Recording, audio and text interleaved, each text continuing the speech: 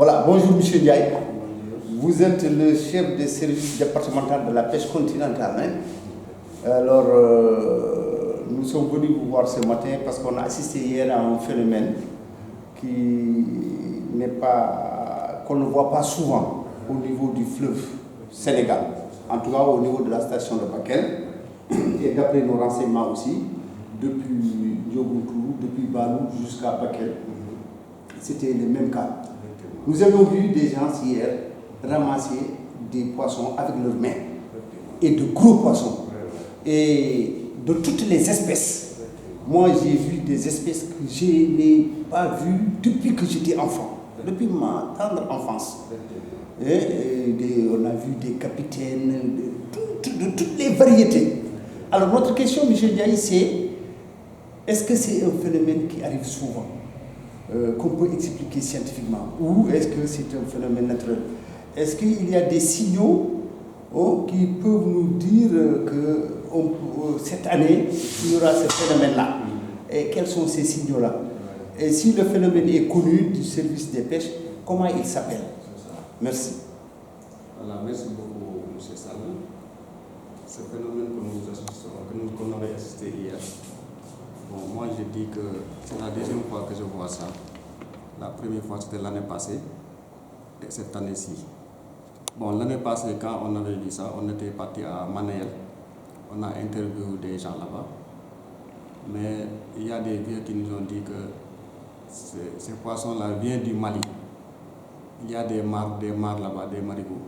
Donc, ces marigots-là, à côté, il y a des arbres qu'on appelait taux. Il paraît l'arbre s'appelait taux.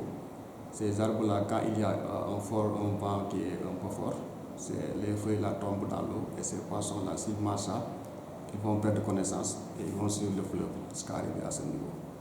Mais moi, je crois que, bon, c'est vrai que c'est une explication, mais scientifiquement, on peut penser qu'il y a des mares, en tout cas, il y a des mares vers le côté du Mali, ou bien quelque part, il y a des mares quelque part. Bon, ces mares-là, peut-être, étaient en contact, en connivence avec le fleuve. Peut-être s'il pleut là-bas, bon, c'est des mares qui ne sont pas pêchées, peut-être, qui sont là-bas. Si ça pleut beaucoup, les mares pourront se communiquer avec le fleuve. Et les poissons qui étaient au niveau de ces mares-là pourront rejoindre le fleuve. Avec le courant-là, ces poissons-là vont nager. Arrivé à un certain moment, ils seront fatigués. C'est pourquoi ils se laissent emporter par le courant jusqu'à arriver à notre niveau. Mais c'est un phénomène qu'on ne voit pas souvent.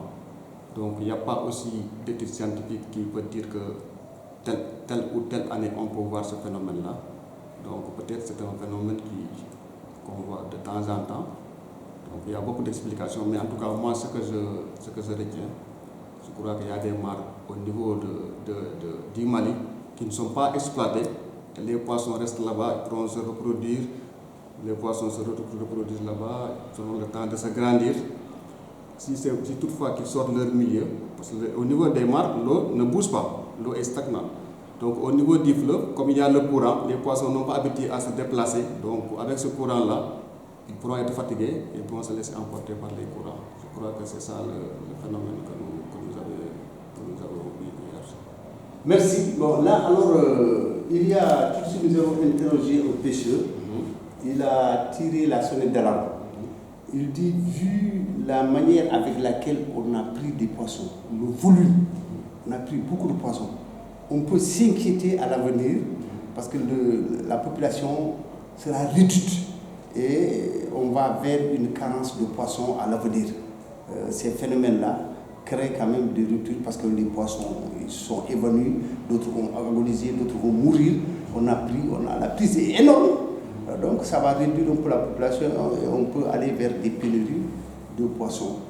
Non, moi je ne pense pas qu'on va vers une pénurie parce que ces poissons-là, peut-être ce pas des poissons qui venaient souvent ici.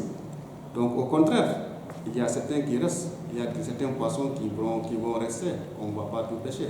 Donc ces poissons-là pourront rester, pourront se reproduire donc, pour repeupler le fleuve. Donc moi je ne pense pas qu'il y aura pénurie, au contraire, je crois que le fleuve sera repeuplé, peut-être à cause de ce banc de poissons qui a passé. Vous, en tant que chef de service départemental, qu'est-ce que vous dites alors aux populations par rapport à ce phénomène-là? Bon, de leur dire que bon, c'est un phénomène qui est venu, peut-être on peut dire que c'est naturel, donc ils ont profité, les gars ont bien se profité de ce phénomène-là, donc je crois que c'est ça. Hein? À Bakel, aujourd'hui, tout le monde va manger du poisson. Oui, tout le monde va manger du poisson, même les travailleurs vont manger du poisson là. Et puis, ce que je vais augmenter, je crois que il y a certains qui ont posé cette question-là. Il n'y a pas de danger sanitaire à consommer ce poisson-là, parce que c'est des poissons qui n'ont pas. En tout cas, moi, je n'ai pas vu vraiment de conséquences sur le plan sanitaire pour consommer ces poissons-là. Je crois que ces poissons sont aptes à la consommation. Ce que j'ai vu, en tout cas, c'est des poissons qui sont aptes à la consommation. Voilà. Merci. Adjara. Ok, Non, s'il vous plaît, vous résumez ce que vous voulez dire en Wolof. Qui ça?